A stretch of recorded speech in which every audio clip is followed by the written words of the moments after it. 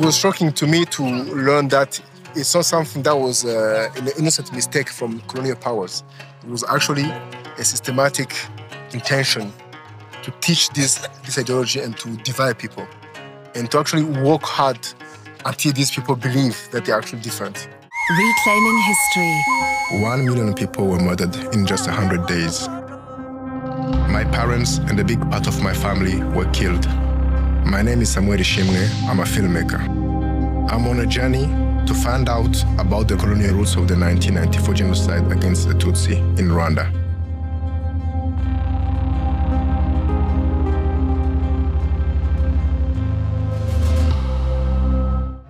Dore impamvu turirimba Rwanda tugashyira kure cyane twebwe tuva mu bwiza kandi twinjira mu bundi Rwanda Rwanda Rwanda Rwanda. Every generation in Rwanda has to find a way to deal with the past. Victims, perpetrators, bystanders. I head south to Bugesera, one of Rwanda's 6 reconciliation villages.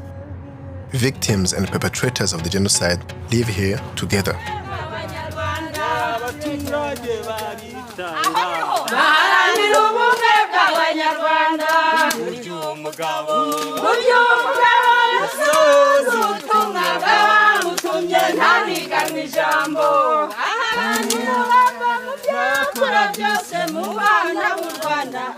Nemeye and Laurence grew up together. During the genocide, Nemeye killed members of Laurence's family. After 10 years in prison, he returned to the village. Nagize uruhare rwose mu kwica. Mwabatemye se mwaba. Twarabatemye ibintu byose twari dufite twabibahundagajeho. Amahiri, imipanga. Urumva nawe ko ntabwo twabicaga neza. Ubwo se bikiba mu mutima wawe wumvishe bimeze gute wumvishe umeze mu mutima wawe ukimara kubikora? Umutima wanjye ubundi nabanje nko gushaka no kubyanga.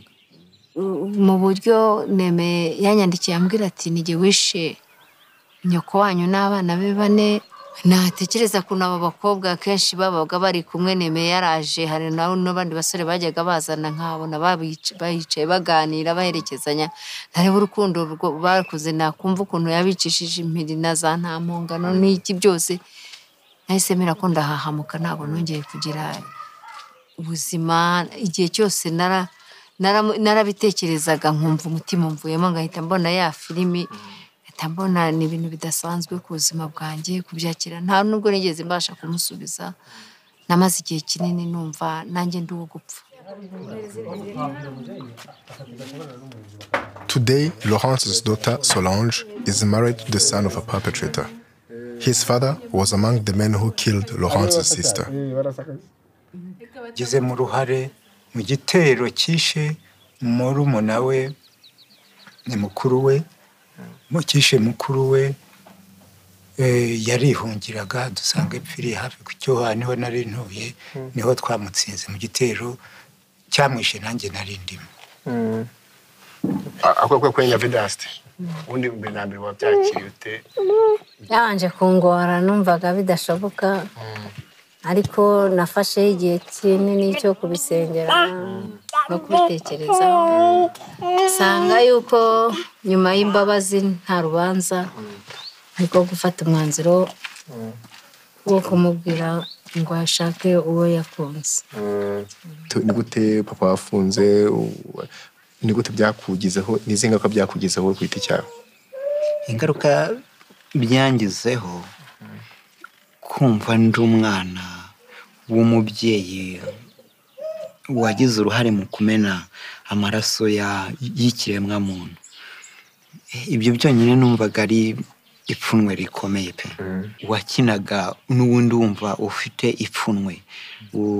Mbega mu byo ukina ukigengesera ku buryo wabona uwo muri gukina arakaye ukirinda yuko mwaseserezanya mu magambo ariko byose byari ipfunwe kuri nge.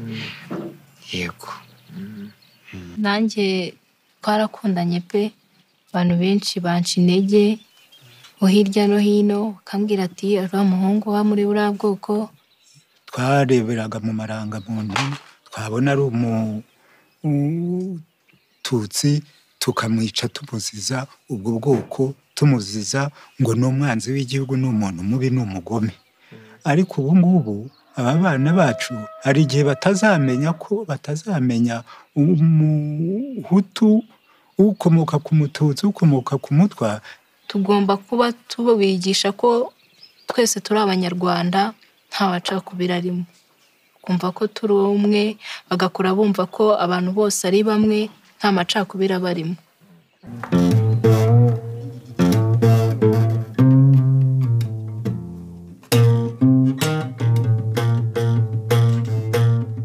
Not far from the reconciliation village is the Nyamata Church Genocide Memorial. Many of Laurence's relatives lost their lives here and are buried in the memorial.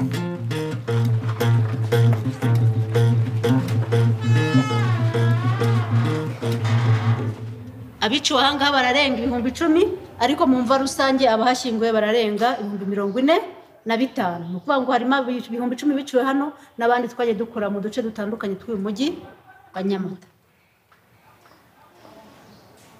Jenoside rero irangiye, abarokotse bagerageje gukusanya imibiri y'abacu bari bandagaye hirya no hino, kuko murabizi hari abiciwe mu mihanda, mu bihuru hirya no hino. Ya mibiri rero barayikusanyije bayisangisha indi y'abandi bari. Nitwa Nagera Rwandais, nkaba nanjye ndi warokotse jenoside yakorewe Abatutsi muri 1994. Bisanamitima bamvura nkuvure, ariko ngenda nkira gutyo. Ubwo rero maze kubabarira, nyuma nanone naje kugira ikibazo gikomeye. Umukobwa wanjye ambwiye ko yakundanye n'umwe mu bankoreye jenoside. Abantu beza. Umva iki cyakora kugira ngo ibintu bitazongera kubaho. Byumva tewo. Nakuze njye ko mbyumva. Ikintu cyakorwa kugira ngo jenoside itazongera kuba nuko ababyeyi bacu barokotse bagerageza nyine kwivanamo amateka, hanyuma bakatubwira ko twese turi abanyarwanda, batadutoza imico mibi cyangwa se kwangana cyangwa kuvuga ngo uriya ni umututsi uriya ni umuhutu, ahubwo nyine ababyeyi bacu bakabanza bagakira ibikomere byabo, hanyuma natwe bakatwigisha ibyiza kugira ngo tugere ku iterambere. I meet Giselle Oldorf, a German-Rwandan anthropologist. In her research project, she examines self-determination and dignity in the future plans of young Rwandans. Like so many in our generation, she lost family members in the genocide. So what is this place? That's actually the foundation of the house of my grandmother. Yes, that's where I spent the first 1.5 years of my life. The first time you came back here with your mother and her seeing how the place that she knew she had her childhood in was completely destroyed. What was her reaction in that moment? In the morning, we walked around a little bit through the village and everything, and then the tears came, and she started crying, or we started crying a lot. And they took us away from the street and brought us into a house where people cannot see that we are crying. And I remember this moment to be it was awkward a little bit, because I thought, why are they hiding us? Or is there something wrong about being sad? When I see some people cry, I don't know what to do. I feel like, oh my God, something is going wrong. I think it comes from the fact that I have a culture of always keeping everything inside. And when you cry or show emotions, it's almost like being naked. I've never seen my aunt or my uncle cry, even at funerals or stuff like that. Yes, you show yourself as very vulnerable in this situation. And I think even with women it's even better, but with men it's even something. With men it's something even worse. Yes. I think I haven't cried enough. In my adult life, I think I've cried like 3 times. Really? From when I was 14, I think I only cried like 3 times in my adult life. But do you sometimes feel like crying, or is it just not happening? When you have a kid, you get soft.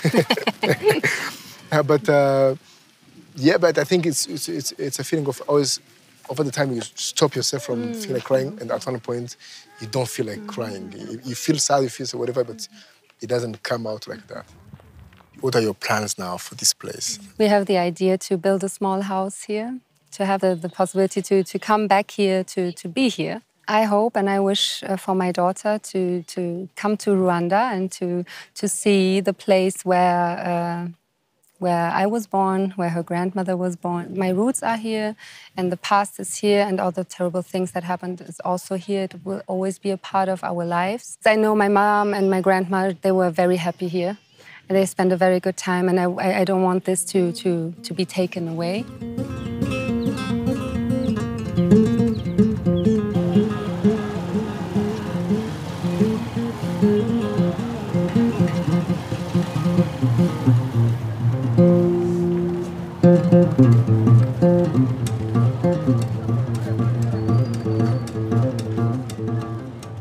Generations of adults hated each other. Hutus hated Tutsis, and Tutsis hated Hutus. Adults taught their children to hate other children if they're not in the same Hutu, Tutsi, or Twa groups. Reading Born Hutsi made me think of another aspect of our identity that is not talked about much: the silent majority of people from mixed backgrounds.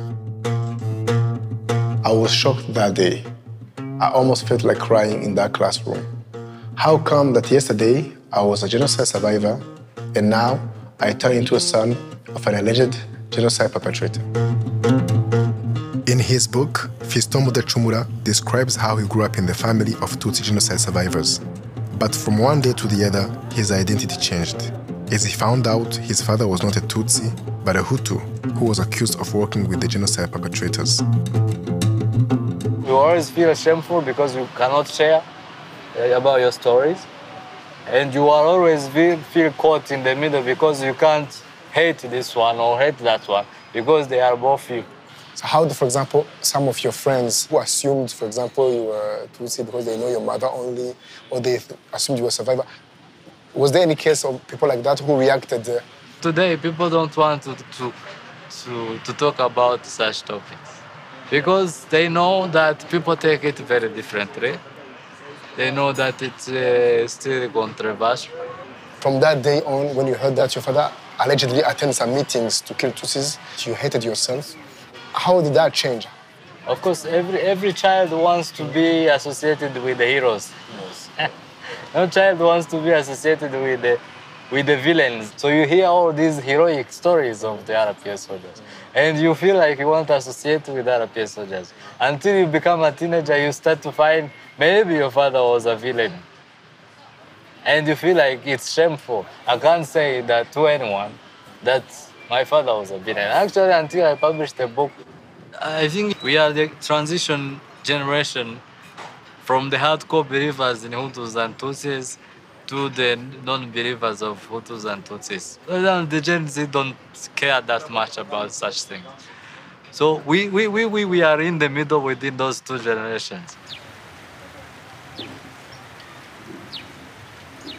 Today, children in school learn that we are all Rwandans. The terms Hutu, Tutsi, and Twa are supposed to be history, and were taken out of identity cards. At a dinner at my uncle's house, I want to know from my cousin if the question of division is still a topic in her generation. Sometimes,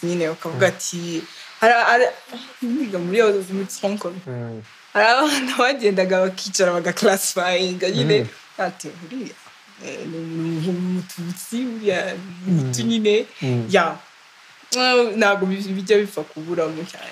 Abana baba barabikwiye ko abana nimba abana mu ngana abana bavuze imyaka 10 nyuma ya génocide ubwo abana ibintu barabikwiye hehe. Icyo nzi babikura kuba babana nabo ku babyeyi nyine bababwira ati byagenze gutya. Ariko aya n'igihe nkeka ko arebye bababwira biri force nyine amateka ahabaye. Then nabo bakagira umujinya nka ati ibintu ibiki n'ibiki twego tugomba kugendana nabo dusa cyangwa nyine bakaba tugomba kuvugana nabo dusa. Wumva hari ikizagira wenda bigashira burundu bigashira abantu bikabashiramo bazajya bumva ari nk'amateka ariko kubera nyine kubibona mu video bazajya bona bazajya babyumva cyane nkuko ababibonye bayibayemo babyumva ariko ntabwo nabo bazajya babyibuka ntabwo bya n'ikintu ni cyayi ndengakamere ntabwo cyarangira mu bantu cyasibangana uko ubona urubyiruko rubana ubona ko bizageraho bigashira urabitakaye ko umuntu wabanaga ubundi ibindi bakajya babyiga ari amateka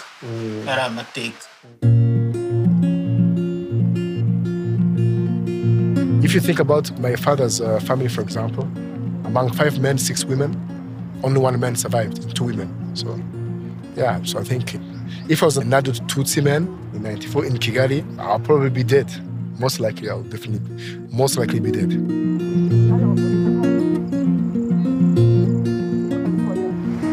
When you said with the Rwandan trauma, even though I said how huge it is, I don't believe that this is the only identity we have. And this is very important so that people don't remain under that. It is possible to heal.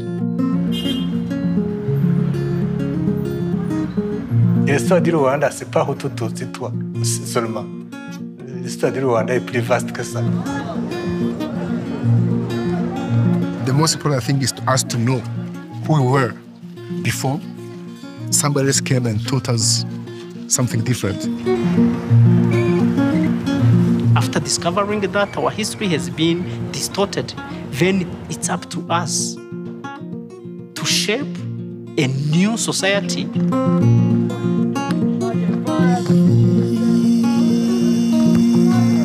On ne sait pas dans 30 ans, 40 ans, on ne sait pas ce que vous avez fait. Non, il faut être vigilant, il faut être éveillé.